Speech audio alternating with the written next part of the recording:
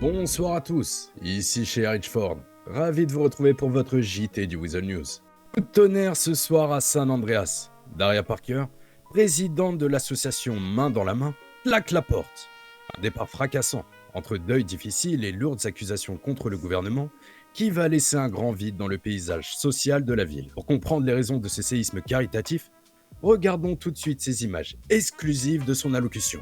Merci Sheya, je suis actuellement en direct de Main dans la main pour une annonce importante de la présidente Madame Daria Parker.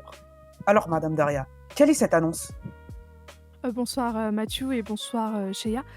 Cette annonce, elle est un peu difficile, elle est pas si simple parce que c'est une annonce où je pourrais pas revenir en arrière malheureusement, ou heureusement, d'une certaine façon.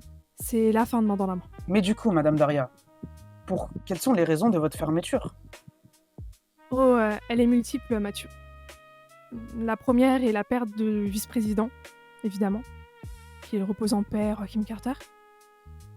Et la deuxième raison est ce qui s'est passé ces 3 derniers mois, le mandat des torts. Ça a été une vraie souffrance pour Main dans la main. Eu des complications dans tous les sens. Impossible d'avoir un rendez-vous.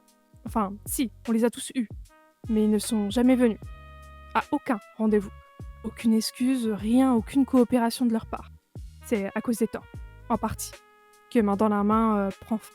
Pour répondre à ces déclarations qui font déjà grand bruit, nous recevons ce soir Lisa Thorpe, responsable de l'état civil et représentante du gouvernement. Bonsoir Madame Thorpe. Bonsoir tout le monde, bonsoir Sheya. Madame Thorpe, Main dans la main jouait un rôle crucial auprès des plus démunis de notre ville. Quel est votre sentiment ce soir face à cette fermeture définitive? Alors personnellement, je ressens pas de sentiment particulier étant donné que notre ville elle est forte. Elle s'est déjà relevée seule et elle continuera avec ou sans l'association Main dans la main. Très bien. Venons-en aux accusations. Entre rendez-vous manqués et projets bloqués sous prétexte financier, Daria Parker vous pointe directement du doigt. Madame Thorpe, le gouvernement a-t-il délibérément poussé l'association vers la sortie? Pas du tout. Le gouvernement n'est pas responsable de la fermeture de Main dans la main, car Madame Daria Parker était la directrice de son association. Elle avait les responsabilités et l'autonomie nécessaires pour la gérer sans dépendre de l'aide du gouvernement. Très bien, merci. Terminons sur une note plus personnelle maintenant.